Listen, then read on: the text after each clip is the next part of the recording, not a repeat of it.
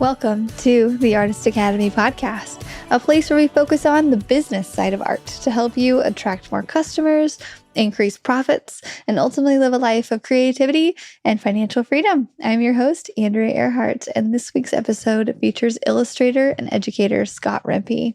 Scott gives actionable tips for you to take away and use today within your art business in order to land more jobs. This is a podcast all about business, and today we really stick to that.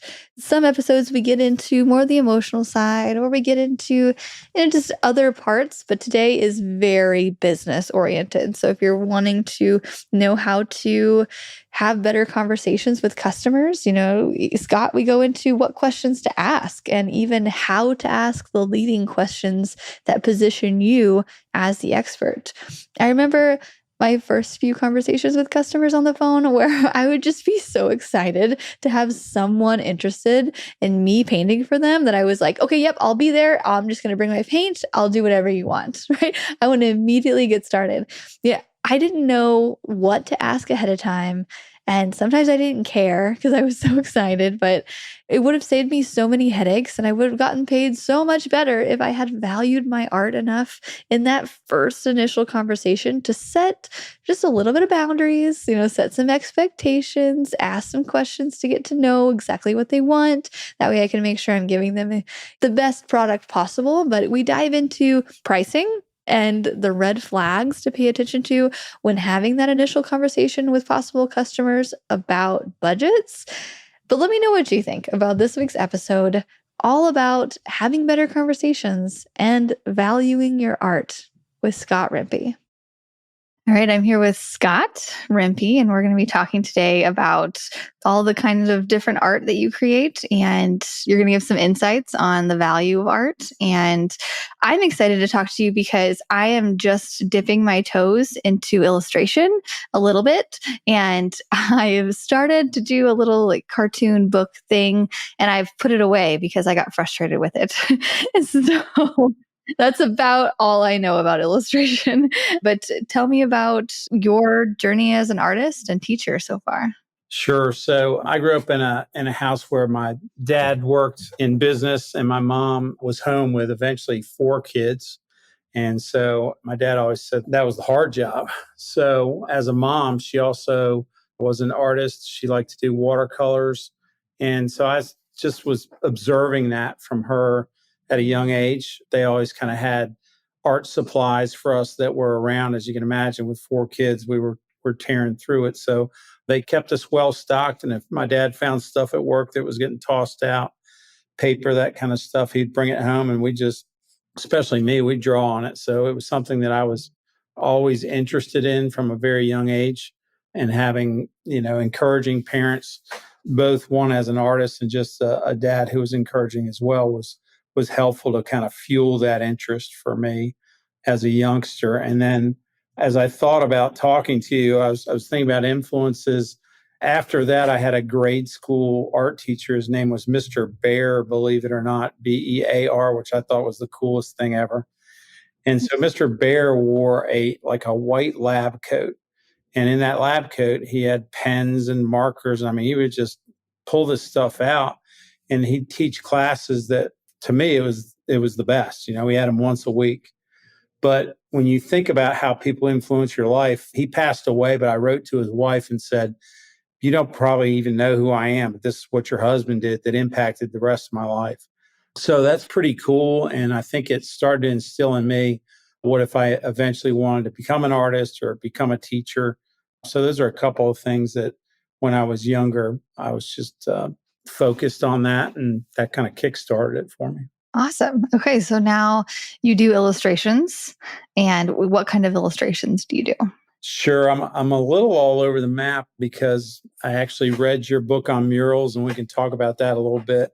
I didn't expect to get into murals, but I was primarily more of a cartoonist. I used my sense of humor, and my drawing always just kind of moved in that direction. It's what amused me. It's what amused other people. So when I started to find out that if I could draw something and, other students would laugh, or at one point I could figure out that I could sell them to them. So I was like, well, this is fascinating. my younger brother at one point said, I don't understand how Scott's getting ice cream every day. And the reason I was we were supposed to get it one day a week, and I was getting it 5 days a week because I was cartooning and selling them for a dime or a quarter, but that was enough to get ice cream. So that was, inspired me to say, all right, there's something to this. But eventually that kind of worked into different areas. I've published 5 different children's books, all at different levels, meaning some of them are in the education space. So I had a client, Kaplan, which is here in Winston-Salem, North Carolina, education company. And they said, hey, we need you to draw these 30 images for a matching game that we're putting together. So that might be a job that I did for them. But eventually that led to them saying, I know an artist who the illustrator is not doing a good job. And are you interested in that? I was definitely interested because a year before that, I said, boy, I'd like to do a children's book before I die. And so I'm kind of a big goal setter. And all of a sudden you kind of put it out there. And I've heard you talk about it as well as your guests. If you set stuff out there in the universe, it's amazing how often that comes to light and it happens. So outside of that, I have clients where I do anything from corporate calendars. I worked for BB&T, which has now become Truist, and I was in the marketing department there, and I saw the newsletter and I found out what they were paying somebody to do artwork there, and I said, I can do this as an employee and I'd love to get the exposure. So again, just different areas to do that. So my art it depends on what the need is. The murals actually evolved also out of the bank. We were doing a volunteer day and they said, hey, we need this wall done and this small mural. And they said, oh, I'll bet Rempe can do that. Why don't we ask him? So the first year it was this small, 4-foot high retaining wall in front of this building in a complex that needed to be kind of spruced up. And then the next year, Ronald McDonald House, they said, oh, Rempe can do a mural there. And next thing I know, we're doing a mural there. So that's what really attracted me to reading your book, because I was like, there's a good business out there for murals, but you got to learn it. So those are examples of different things that I do. And then I've done my own Christmas cards for probably 36, 37 years. It's just a nice way to get my name out there. And I just found that people were like, yeah, I get 1, maybe 2 that are handmade every year. And so those are different things that I do. Very cool. So do you have a certain kind of style that you stuck in, or do you change your style based on what your customers want? That's a good question. I'd back up a little bit to say, I don't know about you, but I think every artist struggles with style for a long time. I grew up on Mad Magazine. You're like, wow, I wish I could be Mort Drucker, Jack Davis, just guys I thought were outstanding. But eventually I had to let that go and just say my style is my style. And I would just tell people, if it doesn't fit your project, that's fine. Just let me know. But it is what it is. And I've worried less and less about that. And it just kind of evolved. So definitely cartoony. Sometimes people will say, oh, I didn't understand that, which I'm fine with. They didn't get the joke, or everybody's not going to get it sometimes, or maybe it's just not as funny. But that style portion really does evolve. And to answer your question, I can also, if they say, here's what we'd like, can you do this?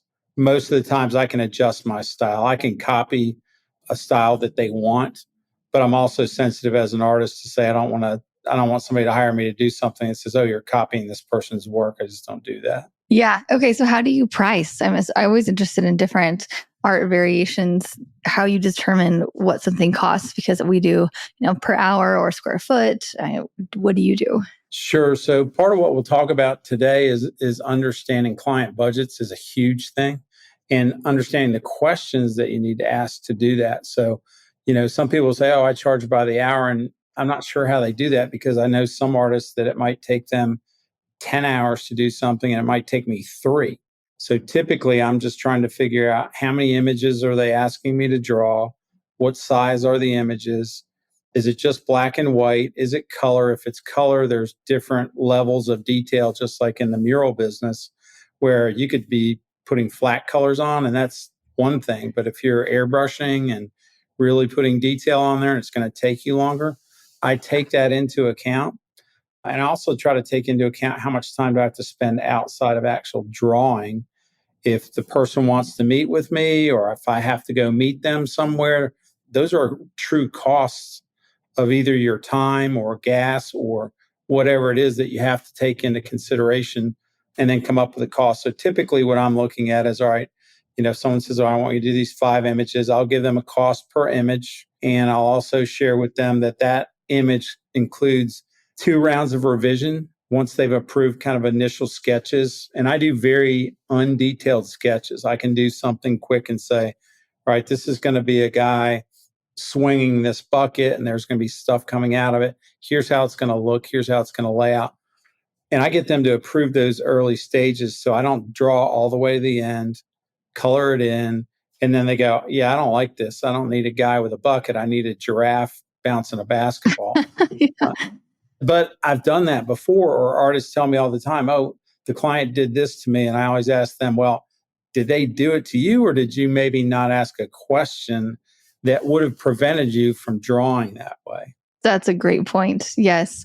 And so, just to get on that subject, what kind of questions do you ask ahead of time that you found have really helped you, in the long run? Sure. It may help to give you a little background. My day job is I'm in sales and marketing. So when I first got into sales, I learned all the bad closes that they tell you, the hard close, the soft close, the around the back close. And you just learn all these things that you think you're supposed to learn in your early 20s. And so you use them. And what I found out was like not very many of those worked. In fact, a lot of them agitated people. Like what? So, hey, if I need you to close today, what would it take for you to buy this artwork from me today or buy this car? And people do that. And that doesn't make me feel comfortable. I don't know about you if I'm purchasing something. Yeah. So over time and through a lot of training and some excellent training, I just learned to start asking questions that revolved around, hey, you've got a pretty good idea about what you want. Do you have a budget in mind for this?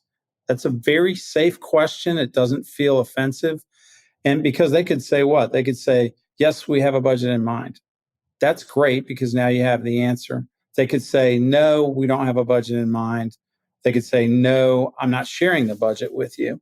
But my experience is that more often than not, they're willing to share that information if you ask it in a way that makes them feel comfortable sharing it with you. And once you have that conversation, now you're starting to have this trust factor in a conversation that's totally different, especially from an artist's perspective. They get angry about, boy, they quoted me this, and then the invoice from the artist came back and it was this. Or the artist gets angry and they say, well, I quoted them this, and then they made me do all this other stuff, and yet they don't charge for it. So a question like that, hey, you've done this in the past, is another way to ask that same question.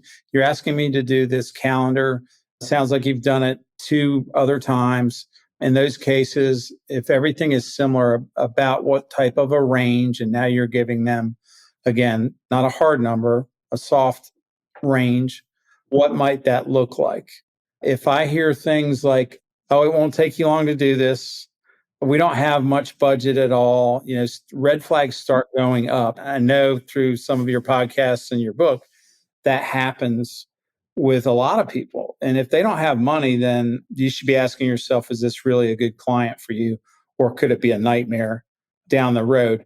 And people who say they don't have money, they have money. You have to figure out the questions to ask. And if they don't, then it's okay to say, this isn't a good fit for me. So I don't know if that helps answer that question or not. It does. And it just helps to validate the pricing conversations that I have recently. I will tell somebody, this is going to cost around, 1 to 2,000, something like that, and then gauge their answer. So, and I don't know where I got that from. I don't know if I maybe made it up or it just started working. So I used it. So I like that you're using it as well. And like, okay, I feel like I'm doing the right thing. So I thank you for sort of validating that. But how are you having these conversations? Are you having them through emails or text, on the phone, in person? Sure. And before we go on to that, I just thought of something when you mentioned that. When you have that conversation, the other thing is observe how the person reacts. Because some people, their eyes get big and they're like, and some people don't react at all. And so that's a different reaction for you to say, okay, they didn't fall off their chair when I said 1 to 2,000. My guess is that, years ago, you might have said, I'm going to ask for 500 and it's going to be the most money I've ever asked for. Well, now you're asking for 1,000 to 2,000 because of the things you've taught in your book and your experience and your client level, and you have a child and you're not willing to do it for 500. So, but in the environments that I do it in person is my preference for a lot of reasons. So if somebody's local, I'd like to, hey, why don't we meet and have coffee or sit down and have a conversation about this? It's just easier because then you can listen to the person. Body language is important. It's a lot easier to bond over a cup of coffee than an email. I know that many artists are like, yeah, I don't do that. Mhm. That's not how I roll. But I would just encourage them to say, well, are you missing opportunities because of what can happen when you're in person? The other thing that I'm talking about in some of these presentations is just the importance of how you communicate. Are you communicating in writing what the expectation was after you've had a phone call to discuss it? That's a really big thing for me in my art is telling them what I heard them say. I heard you say you're struggling with this. I heard you say you lost the artist because that artist just was not producing the work on time. And I heard you say that this deadline for the end of July is really important to your company. I'm going to reiterate that back to them. One, because they've said it, but it's also a reminder to them, boy, he's really paying attention to what my concerns are, what my pain is, what my hot buttons are.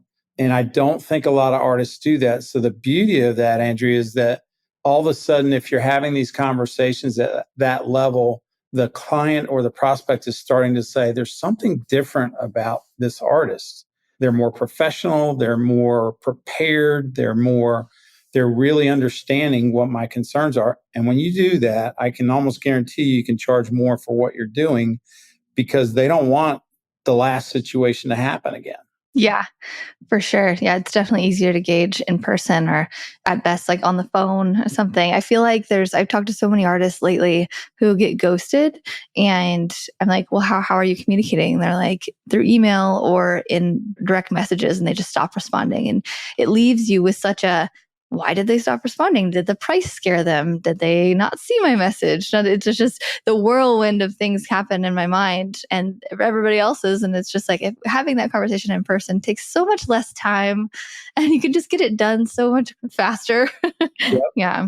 Well, and what you just mentioned is, and this is anybody, when you get excited about an opportunity and then they ghost you, most people go to what? They go to the negative thing. They hate me, they hate my price, they hate my art. All of a sudden, you're the worst person on the planet, but you've talked yourself into it.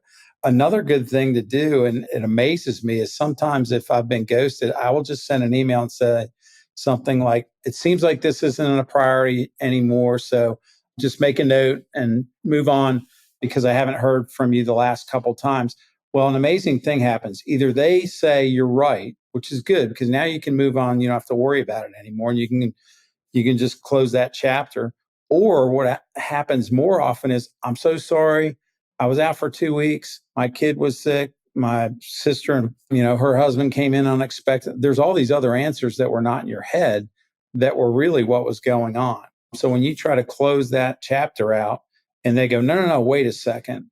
But you're also saying I need to be respected for my time. I'm not going to, email you back 20 times. Yeah, for sure. Yeah, there's such a fine line of like follow up and it feels so weird following up too. You're like I was actually just thinking about this one follow up that I've been doing. I've sent them now 4 messages and the last one was like, "Are you interested?" And I can tell it's Instagram direct message and I can see that they read it, but they just don't say anything. And I'm like, "Why?" So I'm just going to keep sending it because no shame. So if you tweak it, the only tweak is to say, sounds like you're not interested because now you're pushing the other way. You're saying, are you Okay. interested? I would tweak it to say, sounds like you're not interested. Okay, I'll send that. That forces the issue in a way that's different. And that's really what you want to know. If you're not interested, that's fine. Let's move on. Okay. Yeah. I'll just say, it sounds like you're not interested. Can you confirm this? Is that a good ending or? Yeah, it sounds like, well, you don't even ask them to confirm because you're basically going to shut it down. If you said, it sounds like you're not interested, I'm going to go ahead and file this conversation away until it becomes more of a priority for you. Respectful, tone is different, but it's not saying, is that true? It's just saying, you've already told me it's true by not responding. That's going to feel uncomfortable. No, I'm okay with it. That's fine. But It's I'm telling you, when they either say it's over or my bad, I've had a lot going on, again, you look different than other artists by doing that. They're not used to getting pushback to do that. Okay, I'm going to send that today. I'll let Good you know. luck. Let me know how that goes. I will. Okay, so pricing is one way to value your art, and a lot of artists have a hard time with it, especially moving up. I have a conversation a lot with people who like, when is the best time to raise your rates? Because you start out doing things for low cost just to get a portfolio built up, and it's like knowing your worth. It's like it comes after a while. Usually artists aren't going into it being like, I have the best product ever. I'm going to charge however much. Like it's a buildup. Can you talk a little bit about how to start valuing your work as a beginner artist and then intermediate and as you go up? Sure. So remember, I started charging a dime to 25 cents. So I've really raised my bar since I was in elementary school. But you're right. The other thing I would say is, I spoke to the National Cartoon Society. I'm a member, but I spoke in Atlanta. And so I said, I want to give you some tangible things that you can leave with. I said, here's the first one. When you go home on Monday, raise your rates by 10 to 15% on Monday, not 2 months from now, not when you feel like it, on Monday. And I said, you're probably going to be a little nervous, but before you get nervous, I want to ask you this question. When's the last time that you have raised your rates? Knowing what I know through listening to you and reading your book, you've figured out priorities that allow you to do that. You've got enough clients, you can start to do that. But for the average artist, some of them might say, I haven't raised it in 5 years. I haven't raised it since COVID. Everything went up in COVID. If you're an artist, you have permission to raise your price post COVID. Everything else went up. Your cost of living is still going up. So how are you offsetting that? I told them, I said, I don't think any one of you is going to come back and say, well, Scott, out of the 10 clients, 9 said they refused my 10%, 15% increase. I said, I don't think anybody's going to say anything. And if they don't, in 6 months, I'd probably raise them again because you're probably undervaluing your art. Second thing is to ask peers. I'm sure you do a lot of this. Hey, I'm getting ready to do this mural and here's what it is. And it's on brick and it's going to be 90 degrees out. Here's about what I'm charging. What about you two? Is this in the ballpark? I certainly do that. And then I combine that with the budget dollars that the client's given me, but just looking for ways to say, how can I understand how to increase that price, and research is part of it. The internet can certainly give you some of that, but I think your peers, depending on what part of the country you're in or what type of art you're doing, those are the best people to hear it from, because you'll probably get somebody that's not charging enough, somebody that's doing pretty good, but then somebody's going to say to you, you ought to raise your price by 30%. And here's why. The quality of your work is better than, this. I'm getting this. I think you can get it. And if you're with a new prospect, they don't know what your price is anyway. So if you tested it out and said, hey, the next prospect, my mural is going to be 25% more than the most I've ever done. And if they accept it, you're like, why didn't I do that 12 months ago? I don't want to make it sound like, oh, this is super easy. But when I ask people when they've done it, they're like, yeah, I've never tried that. Yeah. Right. I'm not comfortable with that. I was like, I get it. It's going to be uncomfortable. Yep. Yeah. And I think with practice, it helps. But even I just had a conversation with a client not very long ago. I want to say it was like a week and a half ago. And they were telling me the red flag things of, we're not sure how much it's going to cost. Like, we don't know if we can afford it. And so I was like, oh, I really want to do this. And I was like, okay, this is going to cost like probably around like 2,000. I'm like, okay, well, we might do 2 of them then. I was like, yeah, dang it. I was like, oh man, immediately. I'm like, all right, great. Yes. Well, and you've heard this too. Answering first puts you in a position that is not a position of strength. So if there's a big Pepsi place here, so let's say Pepsi came to me and said, hey, how much are you going to charge for that mural or that billboard illustration, as an example? And I think, oh my gosh, this is in my head. I'm click, click, click, and I go, that's $6,000. That's what I'm thinking, and that'd be a nice check. And I just blurt out, it's probably going to be $6,000, 6,500. And I'll tell you what hurts is when they go, that's great. I had a $10,000 budget. That hurts. And that can happen because you've thrown a number out. And so that's why I like asking in ranges. Hey, I certainly can give you a number, but from a budget standpoint or in your head, what are you thinking based on, there's a lot of things that could be variables here. What are you thinking? Well, could you get us between 8 and 10? Yeah, I can answer that question now. Yes, I can. I can do it between $8 and $10,000. And maybe you say 9,500. Well, you just increase your price by 50% by asking the budget question, asking for a range, and then getting them to feel comfortable, but also understanding you're dealing with a corporate client. And a corporate client is way more flexible than an individual in most cases. So most of my successful clients look more like corporate clients because I'm used to dealing with corporate clients in my day job as a sales and marketing person. I know they have better budgets in most cases. I know they have flexibility. And I also know they can find money somewhere else. So if I said $6,000 and they said, I only got five and I didn't want to do it for five, then the question becomes, hey, are there other ways we can get to six? Give me a year's supply of Pepsi or whatever it is. But you can negotiate that in a way that they can figure it out. Okay, yeah. I'm currently just relating this to my own life and thinking, because I have a client right now who I did something for them last year, and it was 2 murals, and it was a job where I had to travel. So I was there for like 3 or 4 days. And then this year they only want 1 mural for their event. But I'm still going to be away the same amount of time. But I know that they're going to come at me and say that the budget is going to be half. And I don't really want to do it for half. So I'm kind of trying to figure out how I can get it up a bit more. I mean, I'm going to be working considerably less, but I'm still going to be away. And so, yeah, maybe I could trade for merchandise. Maybe I could trade for something. I don't know. Yeah. And they're probably going to, oh, it's half of your time. Well, when you're getting on a plane, you don't cut your plane time in half.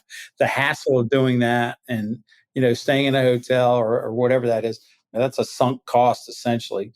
The amount of time you're doing the mural is going to be a little bit less. But I would say try to push back on it. It's not an hourly rate thing. I still have a lot of the same time constraints, or Yeah, you're not going to be able to do other work if you travel for 3 days is the other thing. You can say, when I'm on the road traveling, I get nothing else done. that's true. Yeah. So, Okay. That's a good point. And exactly what I was thinking in my head that I just like needed to say out loud to them, really. So I was like, oh, okay, yeah. Yeah. well, and what you just said is a great point. In my sales career, we used to do, a lot of live training. We would do it before we went out to a client. That's some of the best stuff you can do. So if you said to a fellow artist, hey, I want to call you and walk through this presentation of budget, and tell them to be tough on you. Mm. So if you call them and this client, for example, and you walk them through it and just say, don't come out of role. I'm going to do exactly what I'm going to do. And it's going to be a live conversation. That will be much better than if you just pick up the phone and try to call them and, wing it and hope it goes well. Practice that before you do it is always good in my experience. Okay. Yeah. No, know what I'm going to say ahead of time. And conviction too. Yeah. I think I'm not talking about you because you have a level of confidence that is healthy, but a buyer of any product, but specifically illustration, if you just sound like you're hedging or if you're passive, or you have to, come across as, hey, I believe this is what it's worth. If you kind of sound like I'm not so sure I'm worth this, then guess what? They're going to treat you like maybe you're not worth what you're trying to get. So true. And just to give an example of that, I was hiring an editor at some point. It was a few months ago, and I put a job posting up and I got a call immediately because they had seen my job posting and they're like, hello, I would like to apply. I was like, okay, just tell me about if you're going to be a good fit. And it was a very good pitch. But in the end, I was like, okay, yeah, let's give it a try. And they go, really?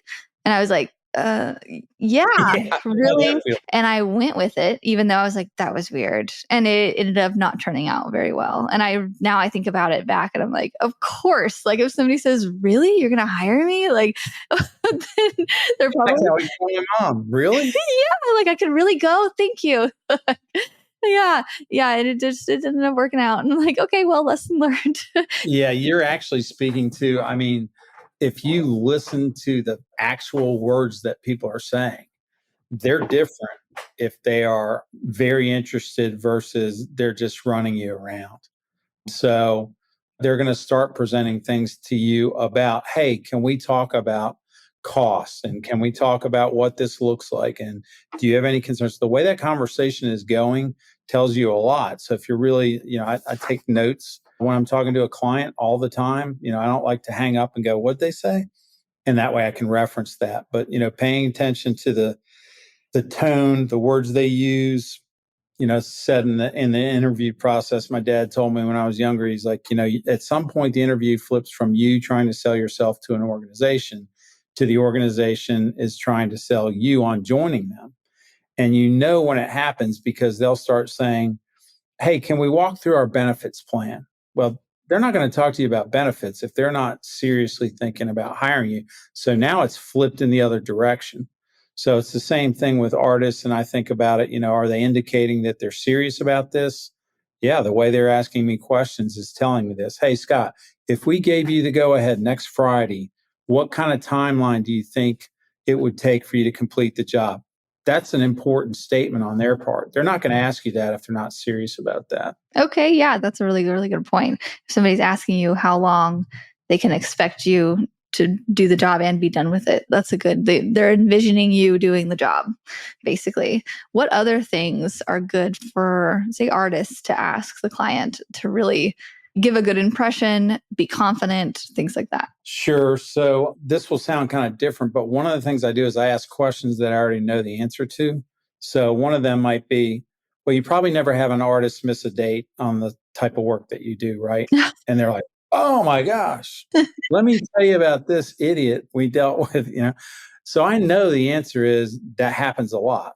And I can also tell them I'm not going to miss a date, and I do at some level, but I'm asking a leading question that I think I already know the answer to. Regarding a deadline, hey, when that person missed the deadline, can you help me understand the impact that it had on your organization?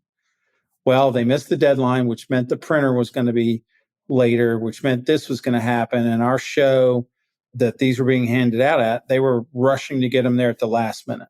Well, now you've learned a lot. Nobody wants that. They want it 3 days in advance of the show. It's printed, it's ready to go. You've left no time for that. So asking those types of questions, or ask, with other artists that you work with that you really enjoy working with them, what are one or two things that you just love about artists that you like working with? Oh, And they're that's going a to tell great you. one. Yeah. So, one or two things, and they'll probably give you three or four.